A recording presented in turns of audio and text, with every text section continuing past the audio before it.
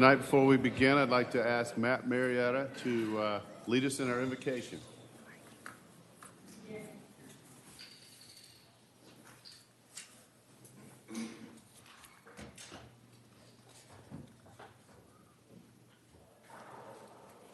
Good evening. Please join me in prayer. Dear God, I want to thank you for bringing us all together tonight. I thank you for this wonderful city and all the blessings that we have every day. And I pray that you guide the decision makers as they decide policy for the city and continue to set its direction. I pray that you guide our conversation and guide our actions to bring you glory. In Jesus' name I pray. Amen. Good evening. I'd like to call the regular meeting of Milton City Council for March 2nd, 2020 to order. Seems strange still to say 2020. The city, I remember when I was a little kid thinking one day it's going to be 2020, and I'm like, but that's forever. That's like 50 years from now. The city strongly recommends that you review tonight's agenda carefully, and if you wish to speak on any item on the agenda, please bring your comment cards to the clerk as soon as possible. While the Milton rules allow a speaker to turn in their comment card up until the clerk calls the agenda item, once the agenda item is called, no more comment cards can be accepted. So if you do have some public comment, the cards are back there in the yellow, and our clerk is up here on to my right. So, and again, I want to welcome everybody here tonight. And Sudi, if you would please call the next item, the approval of the agenda. Good evening, Mayor and Council. I'll be happy to call roll for the March 2nd, 2020 regular meeting. I would like to remind those in attendance to please silence all cell phones at this time. Those attending the meeting who would like to make a public comment, you're required to complete a public comment card prior to speaking on the item. Your comment card must be presented to the city clerk prior to the agenda item being called. All speakers, please identify yourself by name, address, and organization before beginning your comment. If you are representing an organization, an affidavit is required stating that you have the authority to speak on behalf of that organization. Please review tonight's agenda. And if you would like to make a comment, please bring your comment card to me now. Demonstration of any sort within this chamber is prohibited. Please refrain from any applause, cheering, booing, outbursts, or dialogue with any person speaking. Anyone in violation will be asked to leave. As I call roll this evening, please confirm your attendance. Mayor Joe Lockwood. Here. Councilmember Peyton Jamison. Here. Councilmember Laura Bentley. Here. Councilmember Carol Cookerly. Here. Councilmember Rick Morit. Here. For the record, council members Joe Longoria and Paul Moore are absent. Would everyone please rise for the Pledge of Allegiance? Pledge allegiance to the flag of the United States of America and to the republic for which it stands, one nation, under God, indivisible, with liberty and justice for all.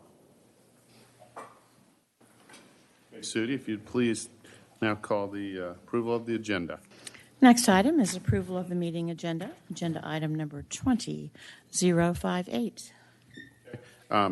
Staff would like to alter the agenda on the zoning portion to remove items number 2 through 10. Is that correct? That's correct. Okay. So if do I have any others? If not, I'll open up for motion. Mayor, I'd like to make a motion to approve the agenda with the removal of items 2 through 10. Second. Okay, I have a motion by Councilmember Bentley with a second from Councilmember Cookerly with the changes as read into the record with the removal of zoning items number 2 through 10. All in favor, please say aye. Aye. That's unanimous. Mr. Mayor, just for purposes of the record, just wanted to identify those will be returning to the council Deferred. by way of a subsequent legal ad that will be run. Okay, all right, thank you. We're just basically deferring them. Okay. Next item is public comment, general public comment. Do we have any general public comments? We do not have any general. Okay, well then we'll move on and save everybody their time. If we can move on to the consent agenda. City, if you will please read those items. First item is approval of the January 6, 2020 regular city council meeting minutes, agenda item number 20059. Next is approval of the January 22nd, 2020 regular city council meeting minutes, agenda item number 20060.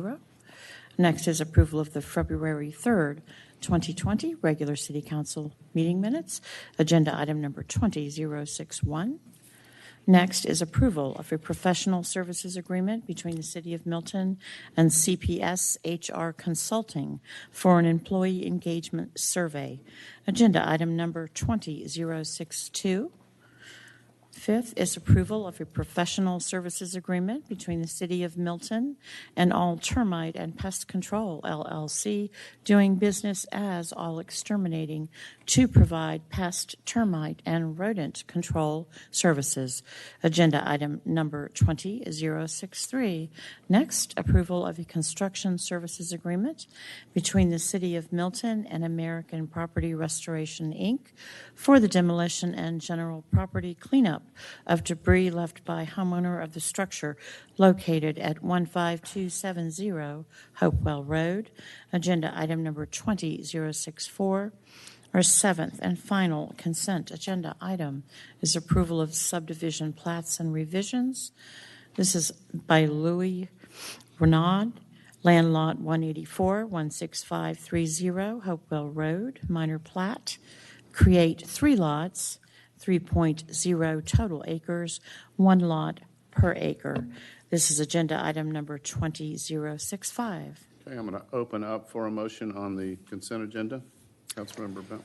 Mayor, I'd like to ask that if the council would allow us to discuss item number 7, the subdivision of Hopewell, the minor plat subdivision, so to remove it from the consent agenda for discussion. So procedure-wise, we just make a motion to consent agenda for the other items, and then We we, moved to the, I guess that would be just the new business. so we do it under the same motion, approve the agenda minus that, and moving that item to new business? That would be perfectly in order too, but you all have already approved the agenda, have you not? No, No, this is the consent agenda. consent agenda. But you're right, We'd have to change the agenda for that, don't we? Correct. You just need to go ahead and make a motion now to move that to the new business item, and then once that's done, then go ahead and approve the consent agenda. Okay, Okay. I'll second that when you do it. Okay. So go ahead. Okay, Make a so motion if you want. Mayor, I'd like to make a motion to approve the consent agenda and move item number 7 to new business. That's fine. So approving the consent agenda without item number 7 and moving that to new business. Do you want me to say again? That's good. All right. And then Carol, you Then I want to? second that. Okay. want I to have second that. a motion for Councilmember Bentley and a second from Councilmember Cookley to approve the consent agenda with all except item number 7, which will be moved into new business. All in favor, please say aye. Aye. That's unanimous. Okay, let's move on to reports and presentations. City, if you'd please call the first item. First item is recognition of graduating CERT team, Chief Robert Edgar.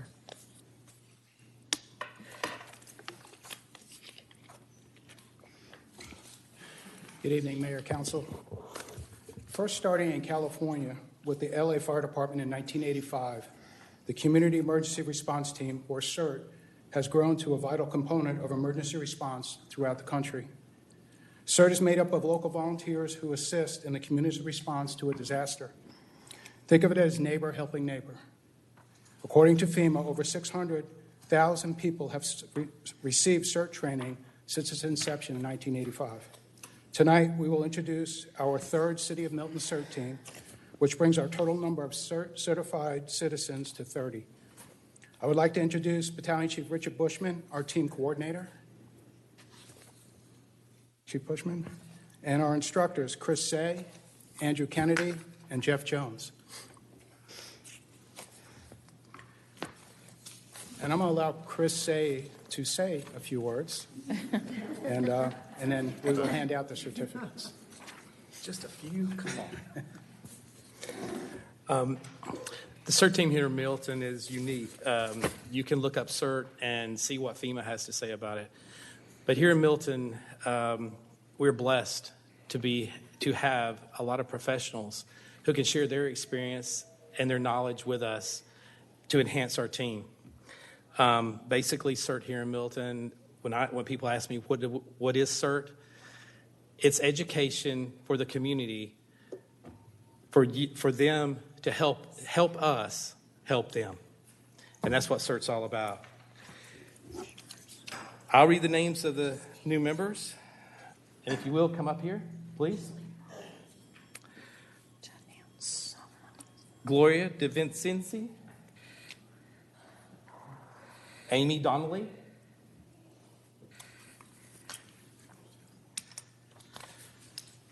Sundak Donison.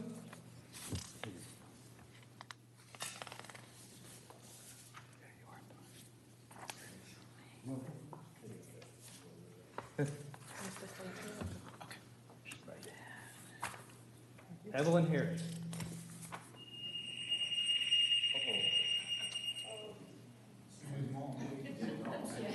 Always. Clint Jacob. Luann Levitt. Ashley Logan. Michelle Lopez. Jim and Lisa Lockridge. Dale and Sally Stapler.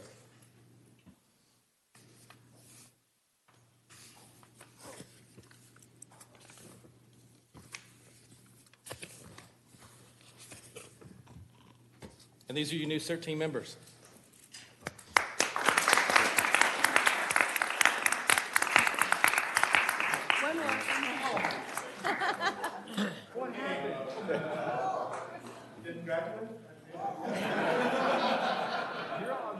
You're not on the list. You passed.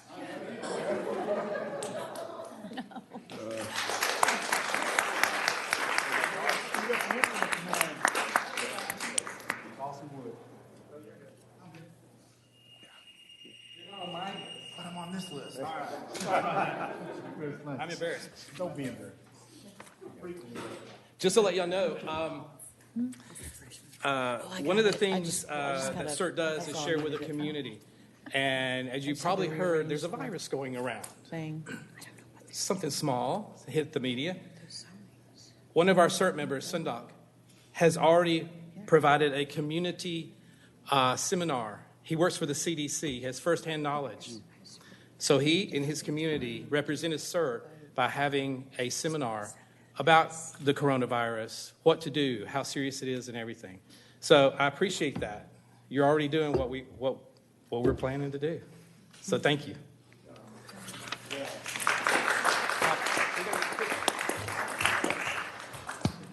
Do you want the council to stand up, just stand here? Yeah, it would be a lot easier because otherwise I can't. Yeah. You guys mind circle around there? That way I can actually get you on. You guys can probably. Yeah, guys. I'm going to see if I can. I want my neighbors in front of me. Thank you. Sorry. Well, you might hear gunshots in the morning. Okay. I'm going to have to back up. Sorry. Behave. Or don't. Or don't. Quick. Sorry,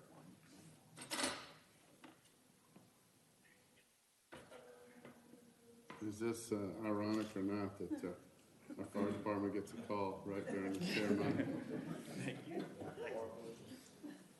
Should be good. Can I say a couple words? Right. 7 o'clock straight up. Let me just say a couple words too. Guys, I just want to just thank you all. I always say this is kind of a special moment. I always say that we're so fortunate in Milton. Our city's so great because of our citizens that volunteer and care enough to get involved and help out. But this is kind of a dumb thing. I also always talk about our folks in uniform and our public safety and how special they are and how lucky we are. So anyways, this kind of reaches both items. So just want to thank you and I appreciate everything you do and anything we can do to support you. We're there for you. So thanks a lot. Thank you.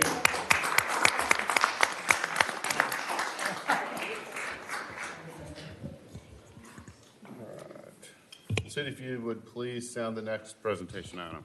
Next item is discussion of former Milton Country Club property buffers. Mr. Parag Agrawal.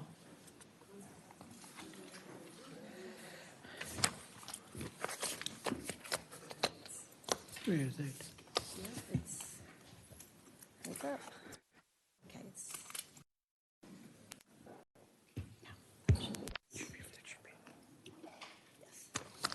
Just want to make sure we have a right presentation. Oh, look, it's Hi, I'm Parag Agrawal, City's Community Development Director. Today, I also have with me our Principal Planner, Michelle McIntosh Ross, and Conservation Project Manager, Teresa Stickles. Today, we are here in front of you to discuss the issue of property buffers at the former Milton Country Club property. The city has been approached by a couple of property owners who would like to enhance the buffers between their homes and the proposed public space. I know this issue came up when we were working on the city's master plan, and there was also a lot of discussion at that time. But now, since the city staff is working very diligently to open the park as soon as possible for the Milton residents to enjoy, we do want to get some feedback from the city council members. The goal of this presentation is not to get a final vote from the city council. We have not discussed this with the community members, but we do just want to get some feedback from the city council. So in today's presentation, I will be starting with the goals and objectives of this exercise. Why are we here? What's the goal of this process? Then we will be talking about the recommendations of the former Milton Country Club master plan. As you know, the city council adopted the master plan in August of last year. There was a lot of discussion at that time. So Michelle will be talking about the recommendations that came out from the master plan about the buffer requirements. Then we also have some options in front of you. We have 4 options in front of you that will basically achieve the goals and objectives of this exercise. And Teresa will be talking to you about those options. And we also have one slide of analysis. What are the positives and negatives of each option? Again, some feedback, no vote. Starting with the goal.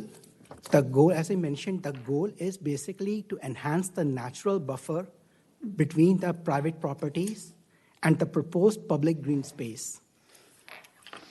The objectives are, number 1, to create a visual and a physical separation between the green space and the surrounding properties. Number 2, as I just mentioned, the City Council adopted the master plan in August of last year. So we do want to implement the recommendations that came out of the former Milton Country Club master plan. Number 3, enhance the City of Milton's tree canopy. As we know, the City of Milton is working to update the city's tree preservation ordinance. We want to enhance the city's tree canopy. There's a goal of no net loss. So in this case, we see this to be a great opportunity in which we can also enhance the tree canopy. And number 4 is the most important, is basically to conserve the green space. So again, the master plan was adopted in 2019. And as Michelle just mentioned, thousands of people participated in the planning process. And Michelle will just talk to you more about the recommendations that came out of the master plan for the buffer requirements. Okay, thank you. So hopefully, this is all familiar to you. We adopted this plan of August of 2019. And as you can see from these pictures, these, were not anomalies. This is how the community process went. We had lots of meetings and lots of people showed up. It was a very robust community input process. Thousands of comments for surveys, dozens of community meetings, and we had hundreds of attendees. And with all of that input, we got a list of guiding principles from that session. So some of the guiding principles that I'm going to highlight pertains to the exercise we're doing today. For the A, it was to promote safety and mitigate impacts to adjacent neighbors. So 2 of them in that section A1 was to define and/or screen residential properties, so hence we're talking about discussions and possible plantings and so on. For A2, it was to limit the trails in direct proximity to the residential property. So we want to have the trails as far enough away from private property as possible. Also, to create and restore nature throughout the passive preserve, as Prog mentioned, tree canopy and so on, we would want to increase that in this area. C1 talks about incorporate native plantings to restore the natural habitat areas. So planting trees and buffers, planting vegetated buffers would help with those. So those are some highlights, and Teresa will continue. Good evening, Mayor and Council. As Prog said, adjoining property owners have expressed an interest in greater buffers between their private property and what has been purchased by the city with green space bond funds for the purpose of land conservation. To address these concerns, we've come up with some options to present to you tonight. The first one, the exclusive right of entry for the purpose of planting and maintaining vegetative buffer. This option allows neighbors special rights to come onto specified city property to beautify and maintain some landscaping. The city could prepare landscape plans for the neighbors interested in this option or approve one for them to install. The second, easement for the purpose of planting and maintaining a vegetative buffer. This would be very similar to the right of entry, except that this would be recorded on the deed. Any option where the adjoining property owners create the vegetative buffers, which would be options 1 and 2, would require city approval of the landscaping details. And that's mainly just to coordinate with the tree species list. And also maybe take advantage of the arborist knowledge to add to the... The next option is implementing the buffer options in the master plan, which Michelle had spoken about the master plan. The approved master plan discusses vegetative park perimeter options that include 3 types of vegetation buffers. The first was evergreen trees and shrubs. The second was shade trees, evergreen trees and shrubs. And the third, you can probably see where I'm going with this, berms, shade trees, evergreen trees, and shrubs. The final option is a fee simple sale, and this would be a legal conveyance of city-owned green space property to the adjoining property owner. Legal has told us that this is allowed under OCGA 36-37-6, which allows the governing body of any municipal corporation to sell and convey parcels of narrow strips of land so shaped and so small as to be incapable of being independently used as zoned, where such conveyances facilitate the enjoyment of the highest and best use of the abutting owner's property without having to do an auction or sealed bid process. All adjoining homeowners shall be notified and shall have the opportunity to purchase said property under such terms and conditions as set out by the ordinance. So there's some important preconditions to the use of this state statute, and this is directly from Ken, so this should sound familiar to you, Ken.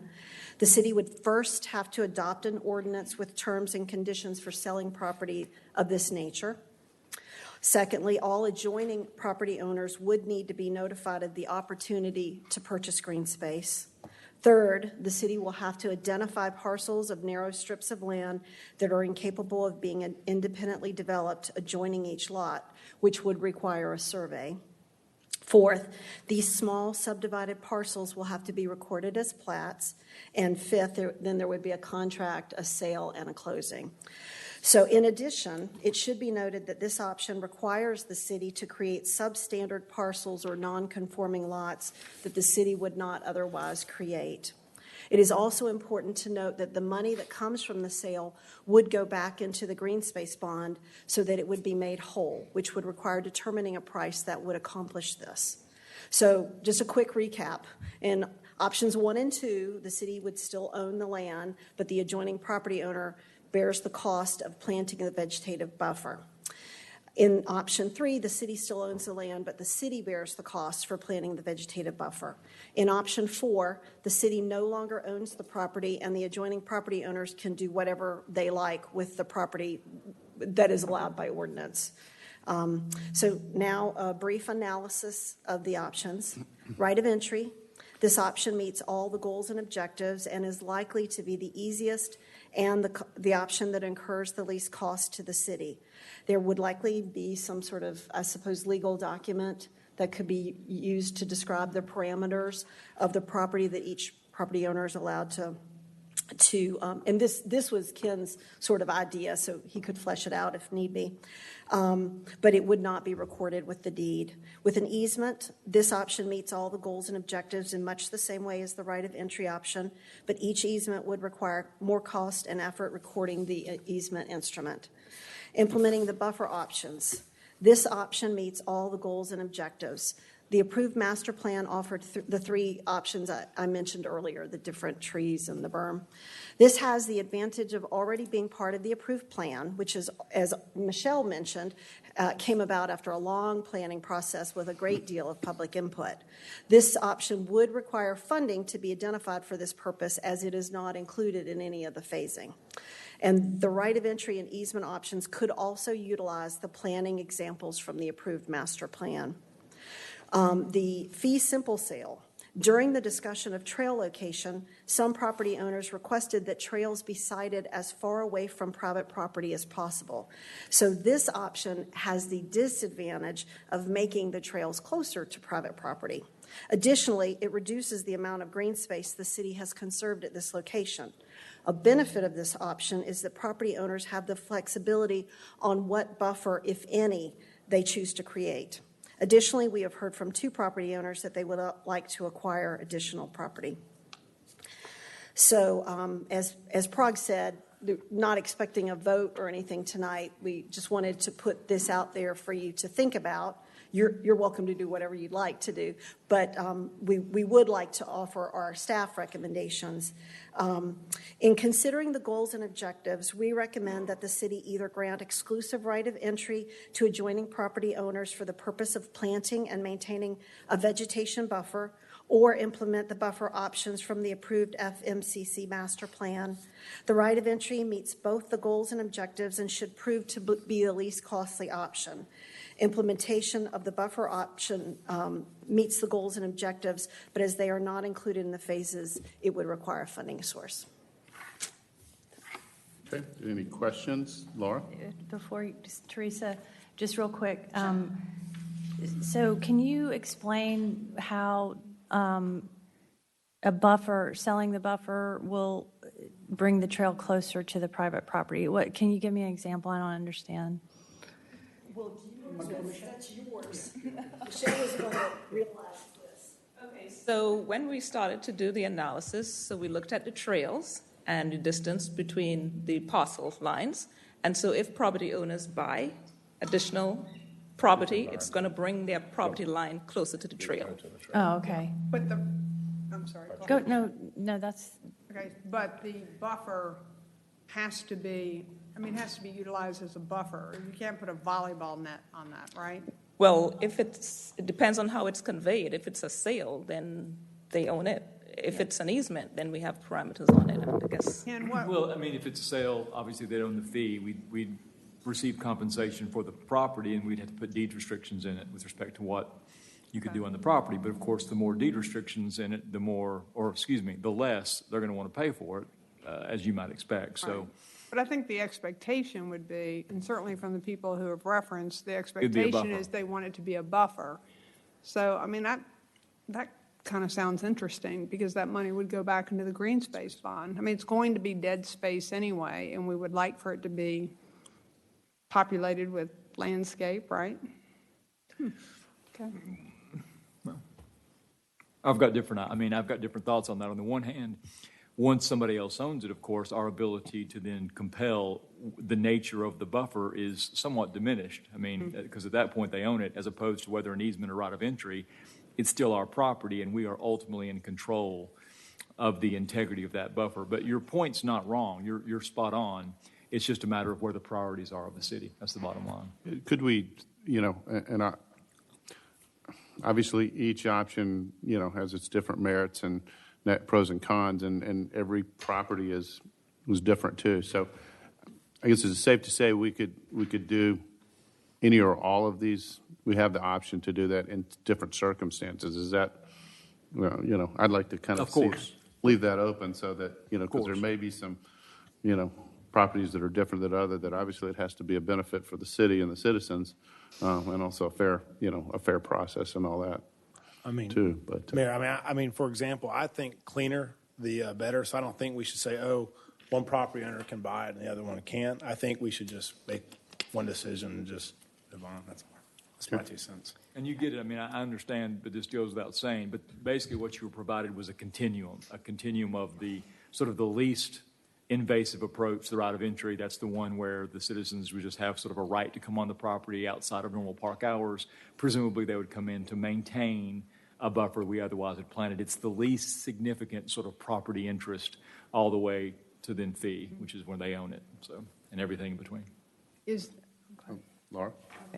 And did you say that the exclusive right of entry was something that citizens had come to us and asked if that was, okay, this is something?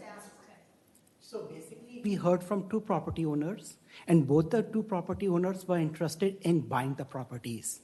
The first option, basically, we were discussing it with our legal department, and we were talking about the easements and that sort of a thing. And the legal department basically mentioned, instead of having an easement, the first option could be this exclusive right of entry. And on this exclusive right of entry, you can plant trees only? Yes. No fencing? Only for vegetation. And only- again, okay. as Teresa was saying, we can also work with our landscape architects and our city arborist to basically make sure what type of plantings go in there to meet the recommendations of the master plan. Rick, I think you have. On the last option with the sale, it sounds like you were trying to put some parameters to flesh out where, so it couldn't be all adjoining properties could be for sale. Is that correct? So again, as Teresa was saying, once you open this option, you have to give this option to all the neighboring property owners. And based on the state law, we do have a language in place which came from the legal department that basically shows under which criteria you can sell the. Does that mean that for that instance, the whole subdivision, any properties along all those, everyone would have it if we exercise that option, everybody would have a chance to purchase parcel, or are you going to put definition on what makes sense? I will ask. Let me try to answer that one. So the mayor asked if we could do any or all of these options, and I stand by what I said. I think we have the right to use any or all of them, although I'm persuaded, at least optically, by the notion that sort of a in for a penny, in for a pound, we need to make it available for everybody if we're going to do it for one. But we do have the right to make use of this property however you as the policymakers believe we should. So if you think a right of entry makes sense here, and an easement makes sense here, and perhaps even a subdivided parcel sale makes sense here, I do think legally you could do that. I don't think we're going to get in trouble from a legal perspective. So I'm offering up all the options at your disposal. You've heard from your capable staff. You all just need to sort of think now about what makes the most sense, thinking about considerations like what you're thinking about. Okay. Carol, did you have? Yeah, my last question is, does it have to be manicured, or can people just let it sort of grow up au naturel? So our goal is that it should not be manicured. Okay. It will be a natural buffer. Okay. It's not a golf course sort of a thing. It's a natural buffer, more Good. trees. Less of a headache for Yes, everybody. yeah. Yeah, that's a good comment, because I'm looking at the pictures wondering how much we can accomplish by, having a buffer in which it's not mowed and that the saplings can go ahead and come up that are native. Because I know we've continued to mow and we're not letting it become green space, right? Is Robert still here? Did you want to actually address how we were shifting the mowing? I'm sorry, I was gonna say this, but you're the one that's. Good evening. Yeah, prior to my getting here, last growing season, I think those fairways were mowed every 10 days. I know we're going to back off on that this next growing season. Save obviously that money, but we do have to provide some mowing out there. But it's certainly not going to be to the level that we got now. It's probably going to be significantly less. We need to grow those to be meadows. Meadows, yeah. And I think you were talking about mowing really on either side of the trails, but allowing nature to work its magic on much of the rest of it. kind of emphasize that a little bit. The trail itself, obviously, we got to keep it manicured and a lot more stringent mowing along the swath of the trail. But the fairways themselves, yeah, we're going to back off on the mowing. Okay. Laura, do you have a question? One last question. I think offering the buffers, I think we talked about doing that. So it seems like that's the first thing we have to do if we have to pass an ordinance and then offer that to everyone. And then I'm all for the exclusive right of entry too. So I don't know how, that's a hybrid answer. Yep. Sorry. All right, so I know you need, I don't know how much tighter direction staff would need. Steve, you got any? It's a difficult question to answer. I realize that as we're going through this. There are unique parcels there. We could open it up to fee simple to everybody. Chances are you're probably only going to get a handful of takers on that, and a lot of those takers probably have unique circumstances that is creating the desire to want to acquire that property. We could explore. I could get you more information on what opening it up to everybody looks like. And then we could easily offer it to some, and then see how that shakes out, and then offer the exclusive right for those that don't take it, possibly. Does that sound reasonable? So that could be an option to go. The only issue with once you convey certain properties fee simple over without any sort of restriction on it, you could just end up with some fences that jut out into the. That would jut out, and if you let the others just grow, you'd have fences in some areas and just not in others. But I don't see any other ramifications besides that. But I guess what you were saying, Ken was saying we could have stipulations on that too. We could. Let me offer up one option though on this, because once you sell property, you're never getting it back. Right. What would be the council's thought about maybe trying some of these in incremental approaches and seeing if we hit a sweet spot? As far as maybe the right of entry or the easement. I mean, even the easement, a recorded easement, would still give property owners a significant amount of say on what goes on that property. But once you sell it in fee, I mean, you're done. You're never getting that back, and I don't want us to have buyer's remorse. Yeah, but or, I guess seller's remorse. What width are we talking about? Good questions. 50 feet? Good questions. 200 feet? That's fair. Yeah, it's all I case by case. Yeah. Fair. Again, all right.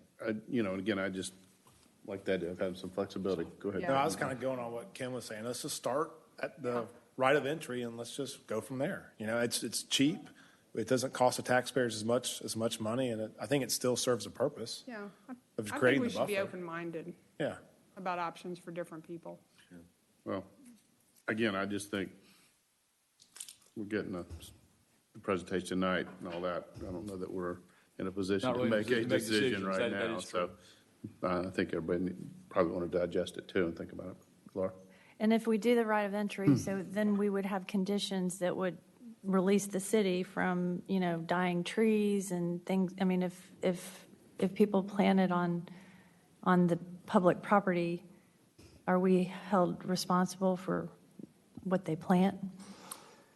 Well, if it's a right of entry, we could condition it however we choose to condition it, as much or as little. My vision, though, for right of entry would be, again, subject to the city or the city staff saying otherwise, is the right of entry is the most tenuous form of sort of right to get on the property. So it would literally be managed, owned, planted by the city. We would be in control. The adjacent property would have the right to come in and maintain, maybe add additional beautification if they wanted to, and all that could be fleshed out in the agreement. Every bit of that. So the objective is for them to plant that area, not the city. Then we could make that the right of entry as well, and that would be the very tool that we use. Okay.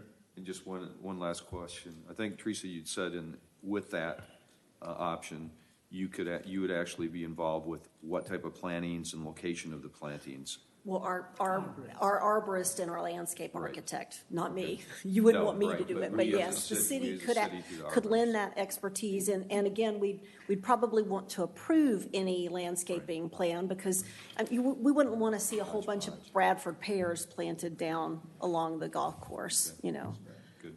So. Okay. Can I just ask one question, Mayor, to Ken Absolutely. while he's next to me? Absolutely. So if we were to go towards the exclusive right of entry, are we covered on, do we have the same restrictions as if we were to deal with a fee simple? And restrictions as they relate to how much area we could give? Could we possibly have bestow more flexibility to the adjacent property owners under the exclusive right of entry as opposed to fee simple, which would have to be an unusable piece? Right. So it's a good question. So the fee simple is, to me, the most legally precarious, because once you start talking about a city or any government selling property, a lot more legal restrictions kick in. The right of entry, you have almost unlimited options, more varied, greater distances, less. They could even have to renew every year.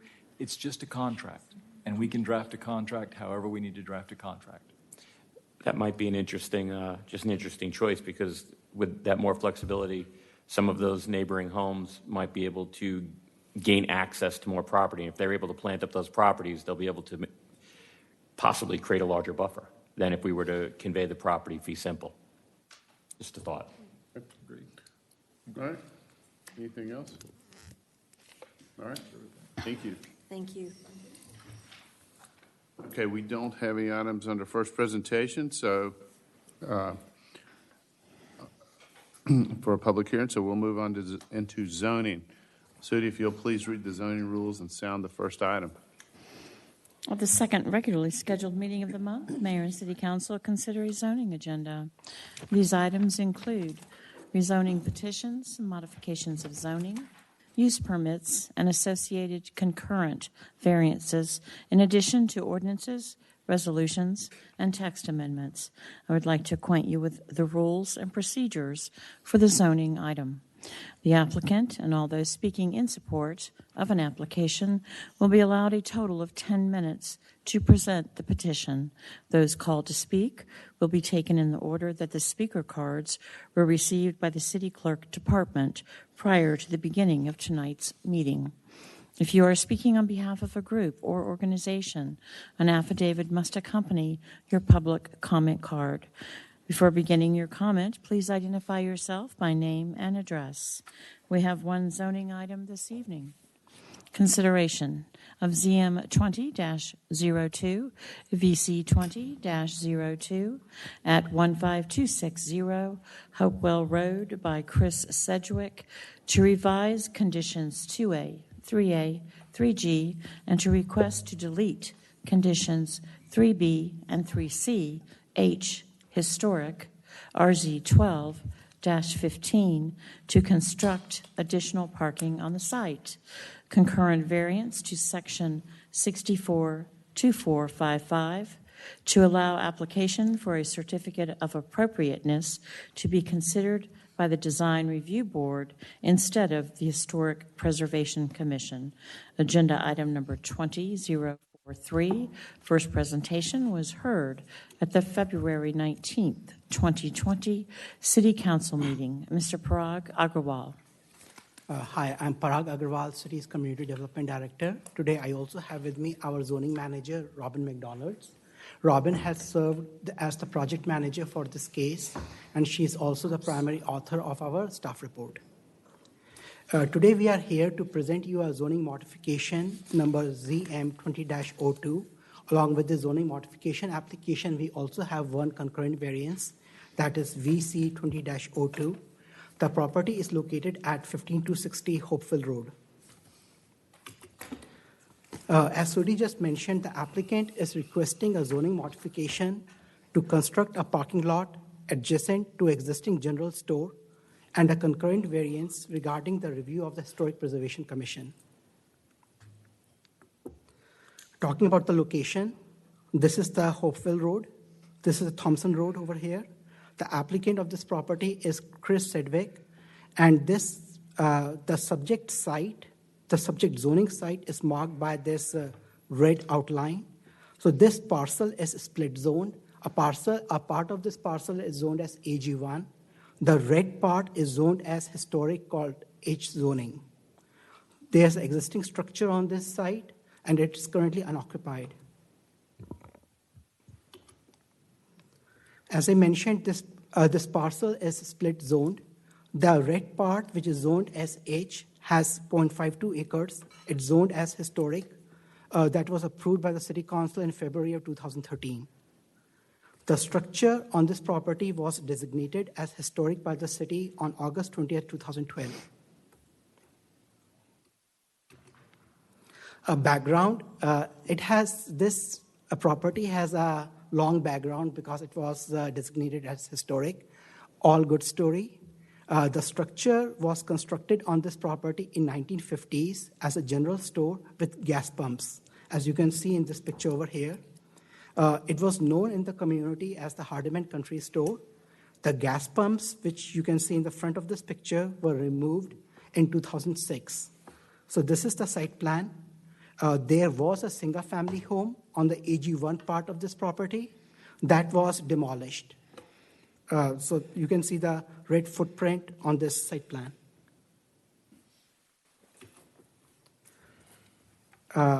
So we have basically divided this slide into two parts. One is the prior city incorporation, and the second, the things that took place after the city's incorporation.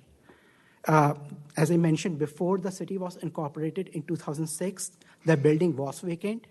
The owner at that time renovated the store, which included electrical, plumbing, septic, and flooring issues.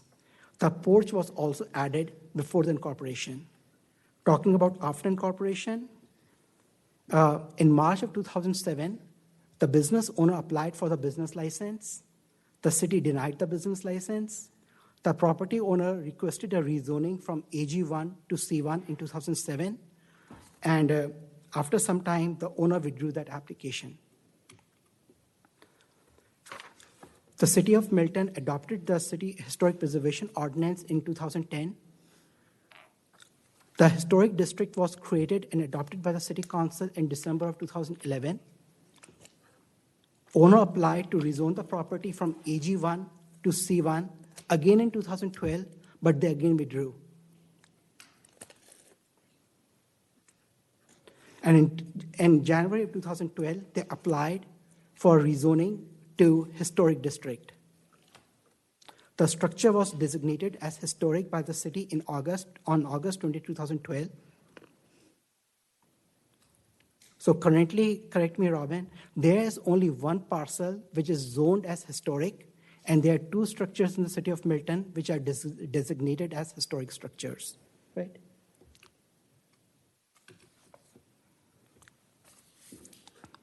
Owner applied to rezone from AG1 to H to operate a general store in September of 2012.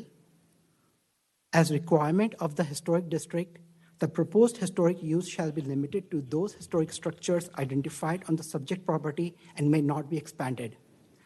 The mayor and the city council approved the request in February of 2013 with very specific conditions that were put on this property.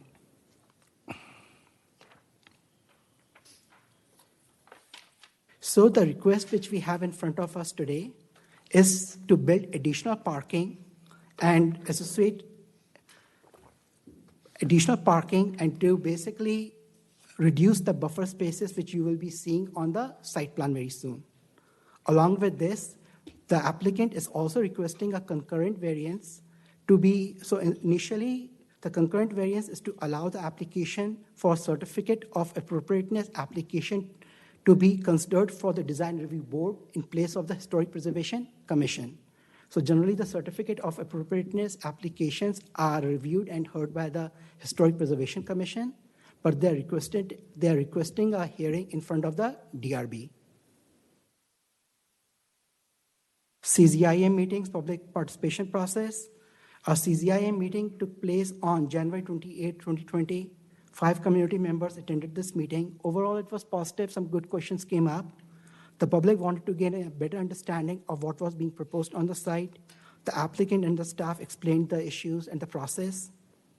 Overall, it was a very positive meeting.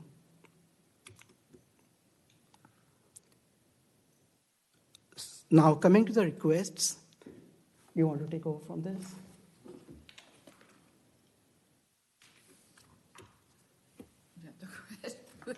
Okay. So there's a total of 5 requests for the zoning modification, so I'm just going to walk through them with you. And at the end, if you have any questions, please feel free to ask that. The first modification request would be to modify the site plan that was approved back in 2013, and it was a revision of January 9th, 2013. So this was the site plan that was approved by the City Council. This is the revised site plan that the applicant is requesting to replace with the original site plan, and I'll walk through different aspects of it with you. So one of the requests is to add 23 additional parking spaces. 19 of those are located to the west of the building and south of Thompson Road, which thank you to Shuba on our staff. She did an awesome job of making this a little bit more understandable.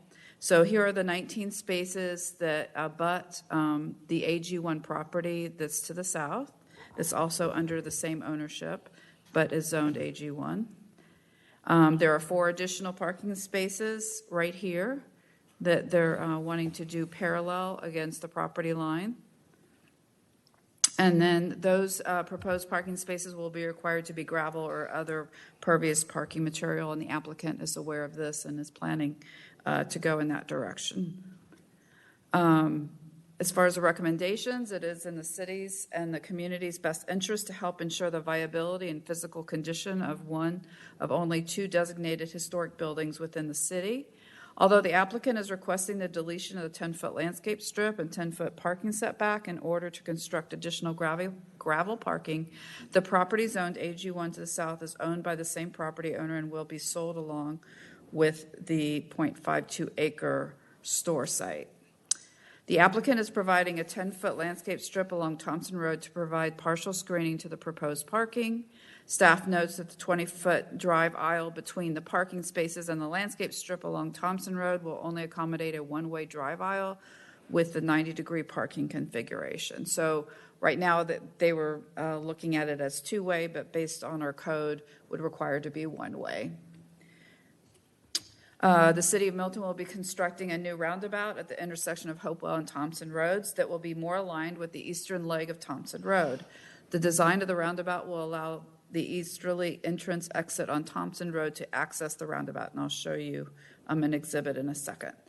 Construction on roundabout is projected to begin in spring 2020. So here we have, this is a construction drawing of the proposed roundabout. This is the property that's before you right here.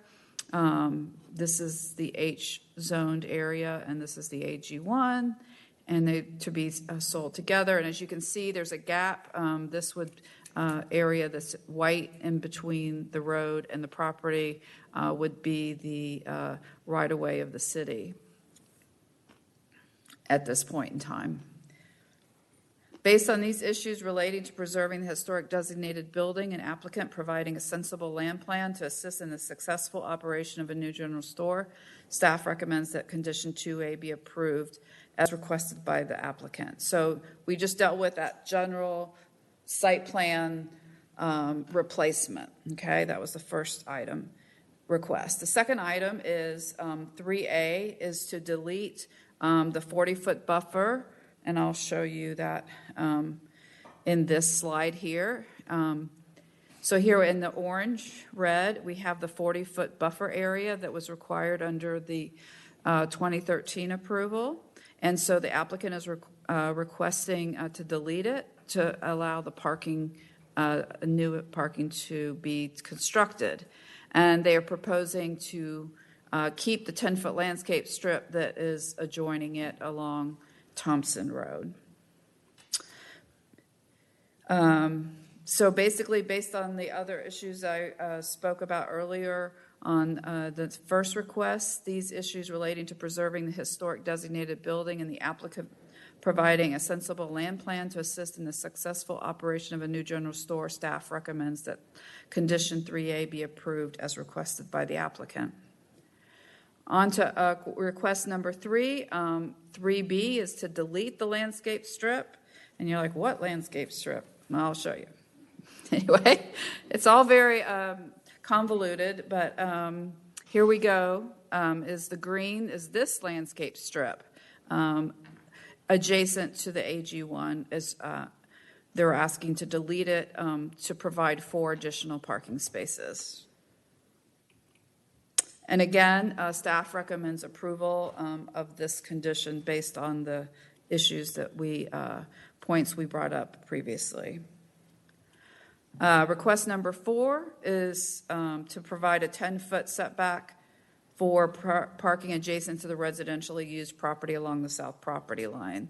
So they want to delete that because they need that setback for the cars for their parking. So again, here in the diagram, it shows the 10-foot parking setback, which basically was a 10-foot landscape strip as well.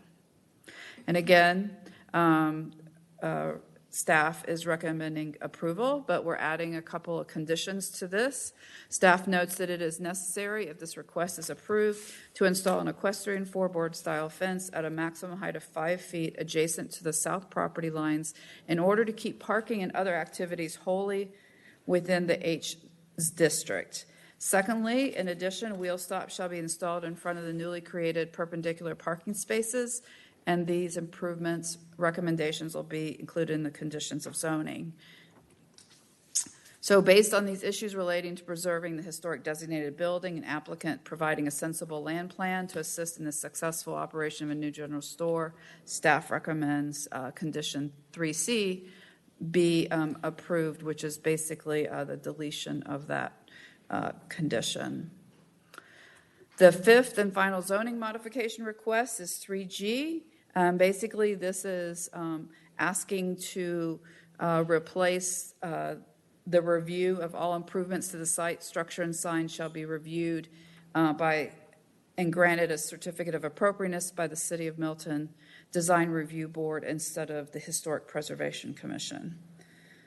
So the applicant is requesting this change in the review of what typically would be required of the HPC to the Design Review Board. The reason for this request is that the HPC is no longer active and is not able to conduct the required review. Although the exterior of the building will not be altered, if approved, the site will be reconfigured to provide additional parking, and therefore a certificate of appropriateness will be required prior to the construction of the additional parking. Based on the fact that the HPC is no longer active, the proposed changes will still need to be approved. Since the DRB's purpose is consistent with the HPC's purpose to review the built environment, staff recommends that proposed modification be approved to require the DRB to review the certificate of appropriateness, and therefore staff recommends approval of condition 3G, which is request number 5. So those are a bundle of modification requests. So in the original zoning that was approved in 2013, there was a condition that we just spoke about. But in addition to that, the zoning ordinance requires it's really the same thing. And so the applicant is requesting a concurrent variance to allow application for certificate of appropriateness to be considered by the Design Review Board instead of the HPC. And so there's anytime we look at variances or concurrent variances, there are 4 criteria to approve a variance. The first one is relief, if granted, would not offend the spirit or intent of the zoning ordinance. And as it applies to this situation, by allowing the DRB to consider a certificate of appropriateness instead of the HPC would not offend the spirit or intent of the zoning ordinance based on the fact that both bodies were established to review the compliance of this zoning ordinance as it relates to buildings and development plans as outlined in their respective codes. Secondly, there are such extraordinary and exceptional situations or conditions pertaining to the particular piece of property that the literal or strict application of the zoning ordinance would create an unnecessary hardship due to size, shape, or topography, or other extraordinary and exceptional situations or conditions not caused by the variance applicant. And in this consideration, staff states that since the creation of the Historic Preservation Ordinance in HPC in 2010 and the approval of RZ 1215, the HPC is no longer a working commission. By allowing the DRB to review the certificate of appropriateness, the proposed changes to the site can be achieved. With the abandonment of the HPC, it has caused an exceptional situation not caused by the applicant. And thirdly, relief if granted would not cause a substantial detriment to the public good and surrounding properties. And by allowing the DRB to review the certificate of appropriateness instead of the HPC would not cause a substantial detriment to the public good and surrounding properties. And lastly, by allowing the DRB to review the certificate of appropriateness instead of the HPC, the public safety, health, and welfare are secured and that substantial justice is done. And therefore, staff recommends approval conditional of VC 20-02 by the applicant. Based on the evaluation of the requested zoning modifications, those 5 requests that we went over, and the concurrent variance, staff recommends approval conditional of requests 1 through 5 of ZM 20-02 and VC 20-02. And so here are the recommended conditions if you all decide to vote on that. 2A is to replace the site plan with this revised site plan submitted on December 23rd, 2019. Condition 3D to delete the 40-foot buffer, which has various dimensions along that property line, and that the 10-foot landscape strip would remain along Thompson Road. To delete in its entirety, condition 3E, which is the 10-foot landscape strip adjacent to portions of the south property line. And then 3F to delete the 10-foot setback for parking. So that condition would be totally deleted. 3G is to replace the review of the certificate of appropriateness by the Design Review Board in lieu of the HPC. And then this is I. 3I is to allow application for certificate of appropriateness to be considered by the Design Review Board instead of the HPC, which relates to the concurrent variance VC 20-02. And then these are the 2 additional conditions that I added based on the adjacent parking to the AG1 is to install an equestrian four-board style fence at a maximum height of 5 feet adjacent to property zoned AG1 along the south property lines of the subject site zoned H district. And lastly, K, to install wheel stops for all newly constructed perpendicular parking spaces adjacent to the same property line referenced above. And so that is our staff report, and so we'll be happy to answer any questions before the applicant comes. If you have any questions before we get into public comment and hearing? Obviously, you can ask questions at any point, but is there anything right now? I'll hold. Okay. I'll wait. Okay. Okay. Thank you, Robin. All right, I'll open up to public comment. Sudi, do you have? I believe procedure we would go with those speaking in support. Okay. I only have comments in support. So Okay. the first, Who's called first? first individual is Chris Sedgwick.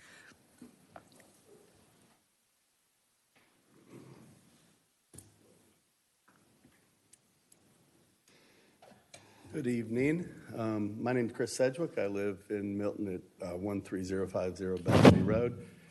And I'm excited to go ahead and get started on this project. This has been an interesting little site.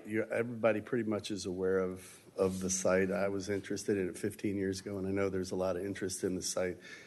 It's very restrictive use, and actually the size of the site has been tricky to go ahead and make something work there. But I think ultimately we want to go ahead and be able to renovate inside and make it a neat place for people to come and visit. So I have my partner here with me today, Josh Kim, and if you have any questions about what we'd like to do over there, we intend to do homemade donuts that are cooked to order, coffee, gelato, have some local items there as well too. But it's a small place. We'll have 28 seats inside, and we'll be producing everything on site.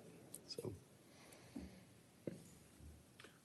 All right, thank you, sir. And then certainly questions can be asked later, but right now, it won't take up your public comment time. All right, Sudi, if you'd please call the next speaker. Next speaker is Josh Kim.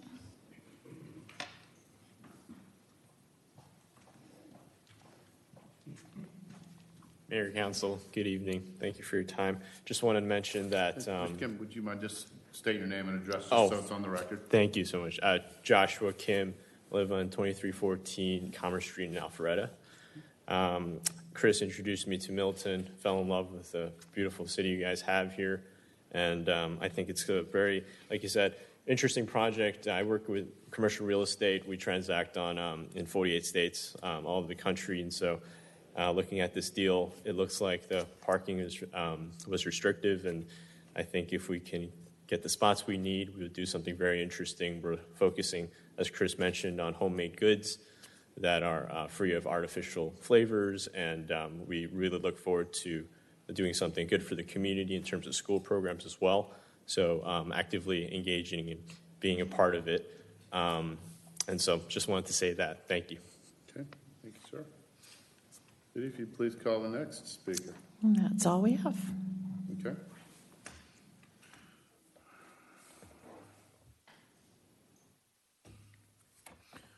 At this point, then, I will close the public hearing with all the public speakers we've had and open up for questions or comments from council. Laura? Couple comments for staff. Thank you for the arrows. That was great. On the 10-foot landscape strip off of Thompson, so that's where, there's nearby residences. So how, I didn't see a landscape plan. What do you envision for that?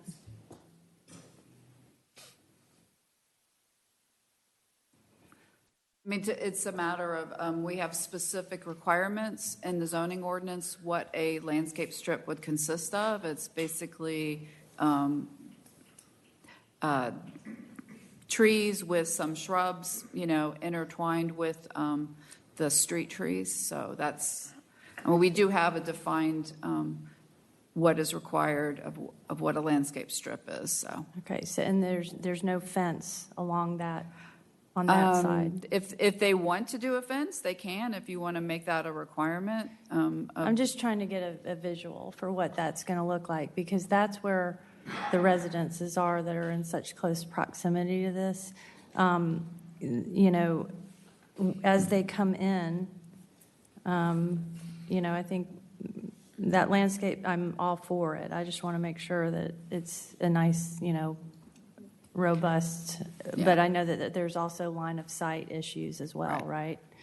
Correct. You have to be able to see the traffic. So that was one of my questions. And just that buffer on the westmost side, is there? I mean, there's a house right there. It's currently for sale. So that's another area that I would just want to encourage some buffering with plantings. Also, the four-board fence would go behind the wheel stops on that? Correct. Okay. Right. Yeah. As I just mentioned, this property is split zoned. So again, you can see a line on the map, but you cannot see any line on the ground. So a fence and the wheel stops will just make that differentiation between edge zoning and AG1, so that it does not spill onto AG1. Which I think is important, because we want to contain the parking on the historic site where the business is. Is there lighting planned? Is there a what? Lighting? Right now, we don't have a lighting plan, but if they do choose to have any type of lighting, it would have to meet the night sky ordinance. And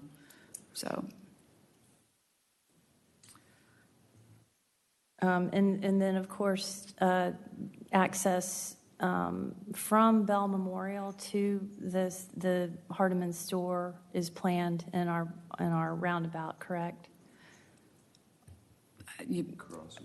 I'm not familiar enough to know whether the details of the plan, but that's what I've heard that they are. Okay.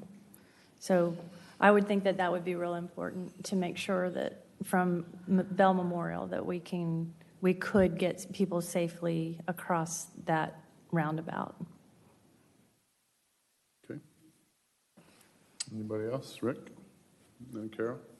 Yeah, just to bridge off from what Laura had said, I think when you look at that, the design of the roundabout, if there's a way to do a crosswalk or something to safely get people across, if we're going to allow pedestrian traffic, I think that would be important. There's no pun intended on that comment either. Just to bridge on what she said. Okay. Both parcels are being sold together, correct? The H historic Right, and it's the all AG1. one big package, yes. Okay, so they're going together, and there's no longer that house has been demolished that used to be to the south of that property. Have we ever done like zero lot line parking for any other structures abutting AG1? I mean, typically we do, like in form-based code, we don't have any landscape strip if there happens to be parking adjacent to another property line. But as far as non-form-based code, we typically have minimum 5-foot landscape strip. But that's what they're asking the variance for. But typically it's 5-foot commercial against commercial or 10 feet, depending on the intensity of the. That was the traditional zoning of traditional C1, different parcels adjacent to each other. There would be at least a 5-foot landscape strip. Yeah, I mean, I like what they're doing. I like the concept. Only question I had is, for the future, if that other parcel is sold, what does that do? I'm assuming the reason it's a zero lot line is because we're treating this as an independent parcel and the AG1 as an independent parcel, even though they're going to be owned by the same party. Correct. Carol? Well, gentlemen, first of all, congratulations. This sounds terrific. I'm not sure I've ever had any really natural food other than like Baby Ruth and Butterfinger, which I thought was pretty natural. But but I look forward to it. I may not have understood what Laura was asking. I understand the landscape strip, but on the other side of the parking bumps or whatever you called it, parking stops, thank you. Will there be landscaping on that other property to kind of break it up, or is that just a vacant lot? I don't have a visual on that, so. I think it's a vacant lot now, correct? Yeah. I mean, we can't require that the other parcel have landscaping because that's not the parcel that's in question at this point. You could ask the applicant, since if they would be purchasing it, what they might have plans for on the AG1 parcel. And that would be these applicants that I could ask that, right? Yeah.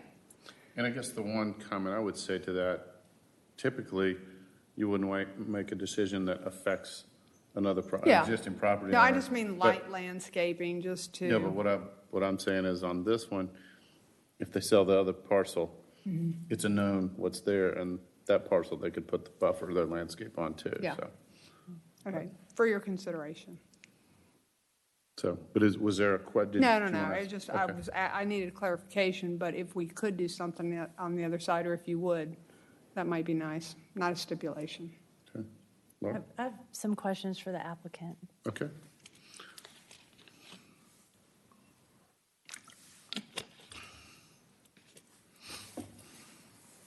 Hey there.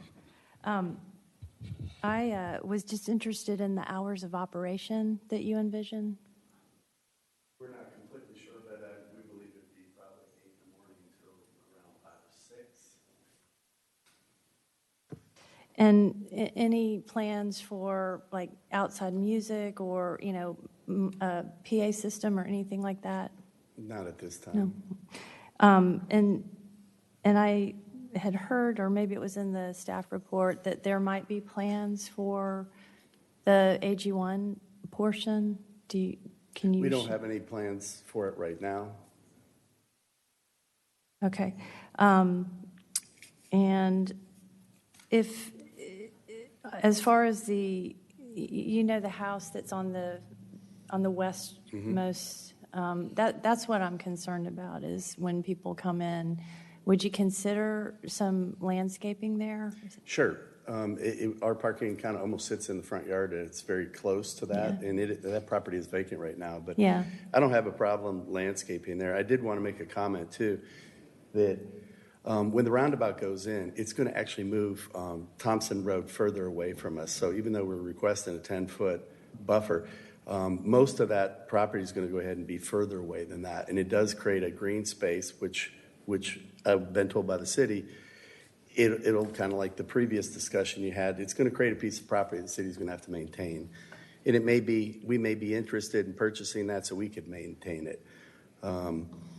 We want it to look good. Right now, there's a little culvert out in front. And there also is, I've seen the plan for the roundabout. There is a walkway, because I know that, a lot of people will probably want to walk up from the park, but the city's already figured that out, and they have a sidewalk plan to go ahead and get people across the road. We definitely don't want kids, dodging across that roundabout. But I think that's my biggest concern is as the cars come in on that west entrance, and that property is for sale, and I just want to make sure that we don't, do anything that causes them some trouble. And y'all have been good about, just some landscaping there that would help buffer that a little bit. Yeah, I don't have a problem with that. Thank you. Okay. Anybody else? Is it going to be Krispy Kreme or Dunkin' Donuts type?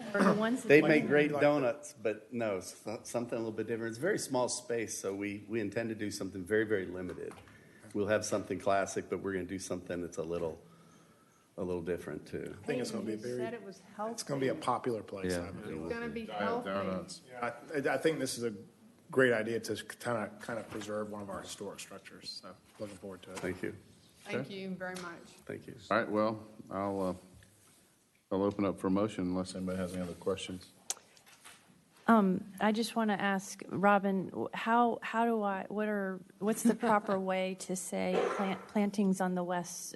Because I don't want to leave it open-ended because he's graciously. So I guess you might want to. I do believe there's already about a 10-foot strip that's on that western piece. So if you want so I didn't see that. And the strip is to be planted? They called it a landscape strip in their. Let's see.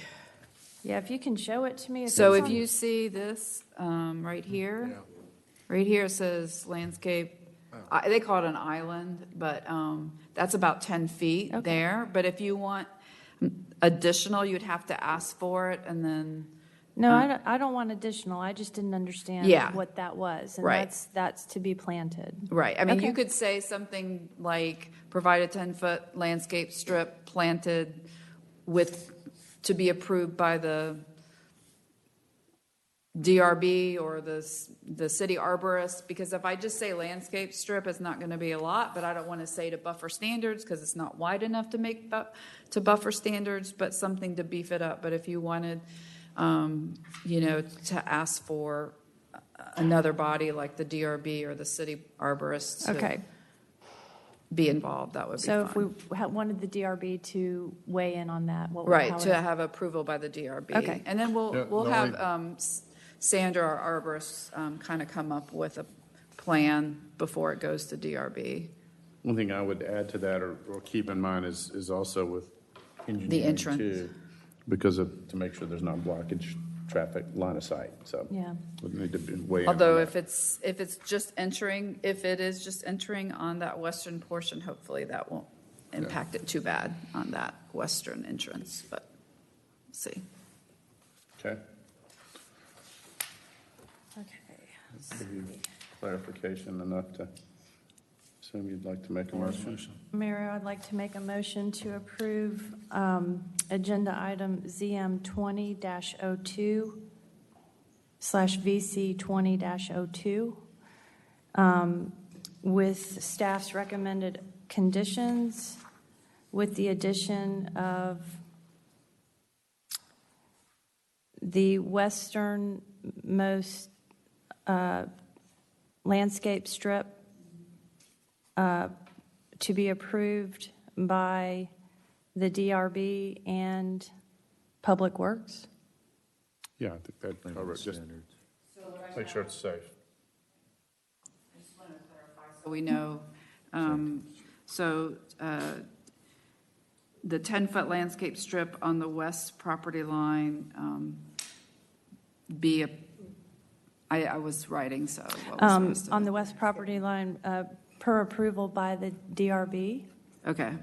I think just to clarify, the landing strip is, the planting strip is there. We want to It's add just we want to plantings. have the DRB to Plantings. approve it. Plantings. For the Plans. purpose of screening the residents, the residents that's adjacent there. Okay. Second. So, just to clarify, Ken, do we need, is that, Say it again. well, I'd like it for the records, and Let's- sort of take us down, like it, even with the second in place, just for Okay. Okay. yeah, if you'll just repeat it, Lauren, Yep. make sure that. So, staff recommended conditions with the westmost landscape strip to be approved for screening purposes by the DRB and Public Works. Second. Okay.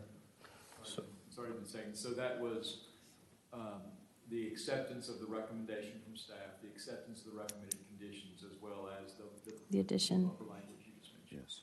and it's the planting strip is shown on the plan, part of it, but just to be approved by DRB and any engineering concerns. So, all right, I have a motion for approval as read by Councilmember Bentley and I have a second from Councilmember Moorick. Is there any discussion? Hearing none, all in favor, please say aye. Aye. Aye. Are there any opposed? That passes unanimously. So, I do want to make one comment. I think in 13 years, I don't think we've ever had a zoning where I haven't heard one negative comment or anything from a citizen, only positive, and tonight we only had positive comments. So again, I'll give credit to the situation, the structure of the property, staff's recommendations in their work, and the quality applicant. So congratulations. All right. Let's see. The rest of the zoning items we removed from our agenda, correct, City? Correct. All right, so we will move on to Business. we don't have any items under unfinished business, so we'll move on to new business. City, if you'll please call the first item. I know we added Right. an item.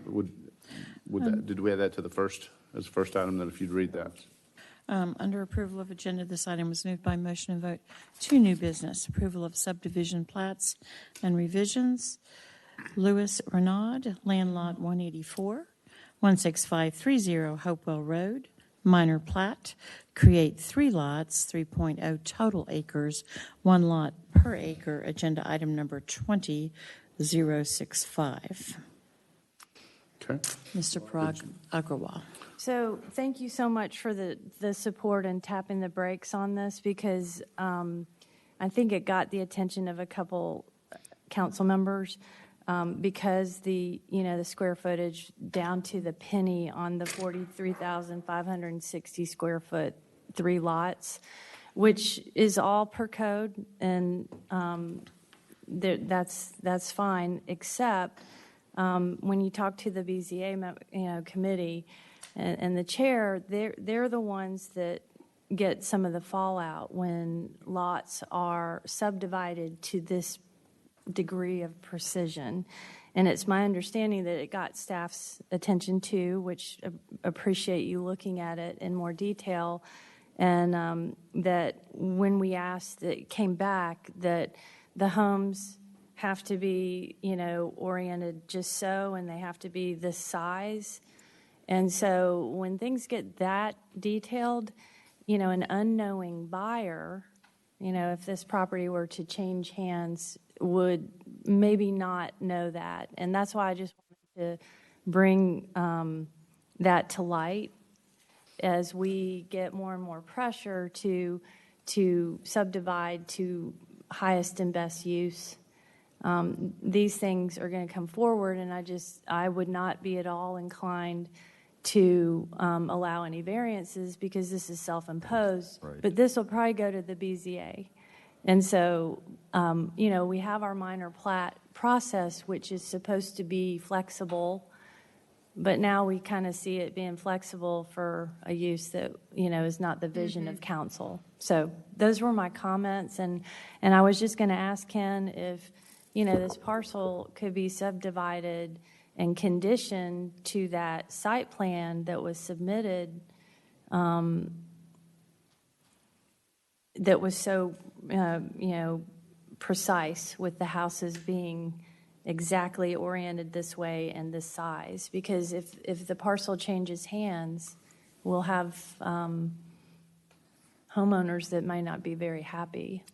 It's just a suggestion. I think the point is, while they meet the letter of the law with it and it's approved and they have the right to do that, you just want to make them aware that we're approving it per the letter of the law and that site plan.